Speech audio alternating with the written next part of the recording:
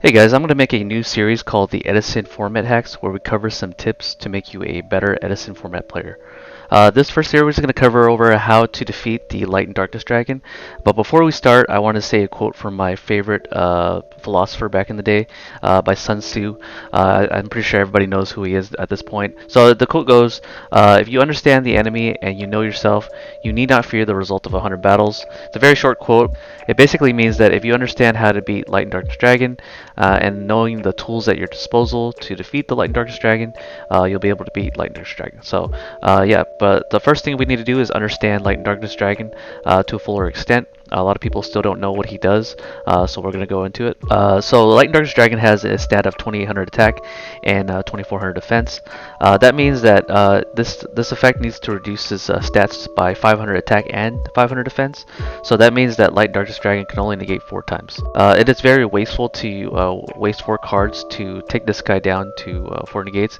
And if you're doing that, your opponent is actually in a higher position than you are if you are able to waste all 4 negations of this using 4 different cards. So you don't want to get into that position. Light and Darkness Dragon does have one inherent bug about this card.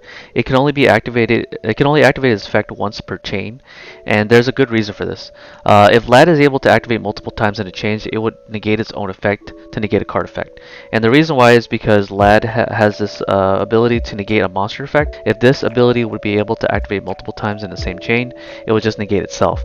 So in order to correct this bad card design, Konami ruled that it can only be activated once per chain.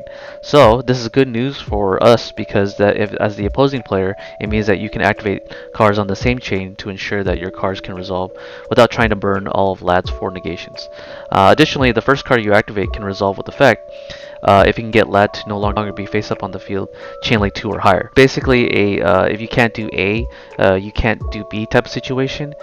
Basically, if he's unable to reduce his stats down by 500 attack and defense, and he's no longer face up on the field to do that, basically whatever you activate as chain link 1 will be able to resolve with effect. So I'll show you an example of this on Dueling Book. So we're here on Dueling Book and we have a Raigeki Break set right here, and we have an MST in our hand. We also have a set card which also is an MST and a Light and Darkness Dragon that has not used its effect at all. So it has all 4 negations ready to go to waste all of your resources. However, you being the smart EDISON player watching this video, you'll be able to use this tip to be able to defeat the Light and Darkness Dragon. First thing you're going to do is chain link 1, you're going to activate MST. From here, you're going to target the back row, and then this is going to force the Light and Darkness Dragon to activate its effect as chain link 2. And then chain link 3, you're going to chain Raigeki Break and discarding a monster and then targeting the Light and Darkness Dragon. So chain link 3 resolves first. Chain link 3, Raigeki Break is going to destroy the Light and Darkness Dragon.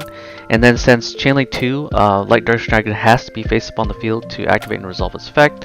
It can no longer lose 500 attack and defense, so therefore it's not going to negate MST, and then MST will destroy the back row. So this is a tactical way you can use 2 or 3 cards from your hand, or 3 cards total, in order to deal with Light and Darkness Dragon, and the MST is also going to resolve and destroy the back row as well. Let's try another example to get the point across. So this example, we're going to have Book of Moon instead of Raigeki Break set. So we're going to do all the quick plays, and quick plays are basically our best friend here.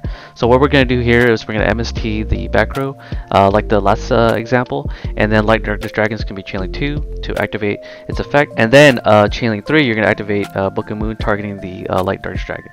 So Book of Moon is going to resolve its effect to set the Light and Darkness Dragon because Light and Darkness Dragon can only activate its effect once per chain, and so you're going to set the Light and Darkness Dragon because Book of Moon was the second card on the chain, and then MST will resolve to destroy the back row. So this basically means with the back row gone, you can actually just summon a monster and beat over it. Granted, you'll have to find a way to run over 2400 defense with Light and Darkness Dragon face down defense position. But these are 2 tactical ways that you can commonly use to destroy Light and Darkness Dragon. But on the next segment, I'm going to go cover some individual cards that you can actually just use if you play certain archetypes to basically deal with Light and Darkness Dragon. So let's get on to the next one. So the first individual card that I want to go over is Vayu, the Emblem of Honor. Many of you guys play this card in your Blackwing Vayu deck, so you should know how it works. However, for those of you guys who don't know Vayu Turbo and you are just picking up the deck, this is definitely going to be a very good card against Light and Darkness Dragon, because once it's in your graveyard, you can start to activate Vayu. You can basically activate Vayu's effect multiple times because it doesn't remove itself as a cost. So what you do is just activate Vayu here the first time, and then it'll trigger the Light Darkness Dragon to go down by 500 attack and defense. And then you just keep activating Vayu again, and then once you keep doing this 4 times, then Light and Darkness Dragon runs out of steam pretty quickly. This is a way you can use all of Light and Darkness's negation without even using any resources, because Vayu is a card in the graveyard, and by having a card in your graveyard do all the work, and then you're able to bring out the Arm Wing from your graveyard, and then from there you'll be able to just summon the Arm Wing and attack over the Light and Darkness Dragon. So this next one is for anybody who uses the Honest card. So Honest is used in I believe Hero Beats, in all forms of Hero Beat, but it's also used in Light Swords extensively. But if you're playing any light deck that uses light monsters predominantly, Honest is a really good card tech. So you can summon the Honest here. Honest has the effect to return itself from the field to the owner's hand. So what you can keep doing here is to activate Honest's effect 4 times. And then don't do it on the 5th time, because you want to leave it on the board, because when you do that, Light and Darkness Dragon will be at 800 attack, so that's small enough so that Honest can beat over it. So you can just basically go into battle phase and attack over the Light and Darkness Dragon, and they'll take 300 damage. So on the 5th time you want to do this is when it's main phase 2. You want to activate its effect to basically return itself back to the hand, and this is how you beat Light and Darkness Dragon with Honest.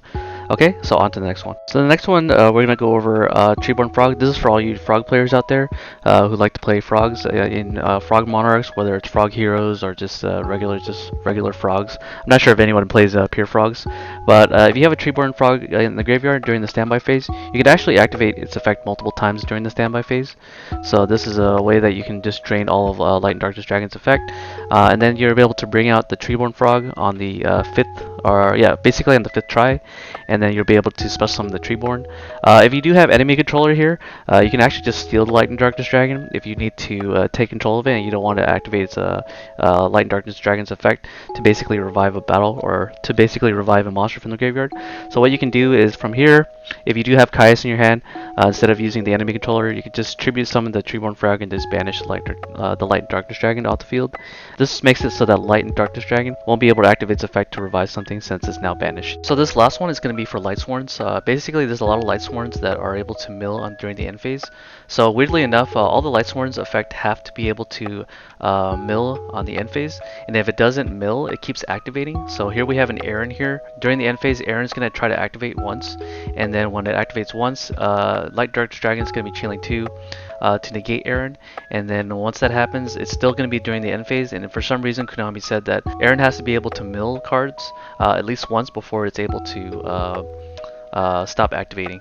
So here we have Aaron activating multiple times during the end phase at 4 times, and this basically makes it so that Light and Darkness Dragon will go down to 800 attack, and by doing that, you'll be able to clear Light and Darkness Dragon the next turn. But also Light and Darkness Dragon is weaker than Aaron, so the opponent who controls the Light and Darkness Dragon has to be able to run over the Aaron on the very next turn. But there are other Lightsworns that do the same thing as what Aaron does, but not all of them. I know Garoth is one of those cards that doesn't mill during the end phase unless another card mills. We have Arcus here, we have Shire. If you play Fairy Sworn, Ganareth, I don't think anybody plays Ganareth, but I can see it being used in certain builds of Lightsworns. And then we also have Jade, which is pretty common because it's a warrior, and then we have Lila and Lumina. So these are all 7 cards that do mill from the Lightsworns during EDISON. So if you do have a Lightsworn copy of this in your hand, and you're staring down a Light and Darkness Dragon, just summon any of these Lightsworns, and then wait during the end phase to be able to proc all of Light and Darkness Dragon's effect to bring it down to 0 negations left.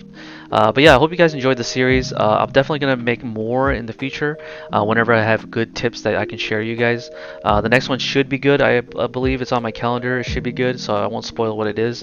But I hope I see you guys on the next series, and hope this video is very helpful for you guys in your EDISON format career. Alright, peace out guys.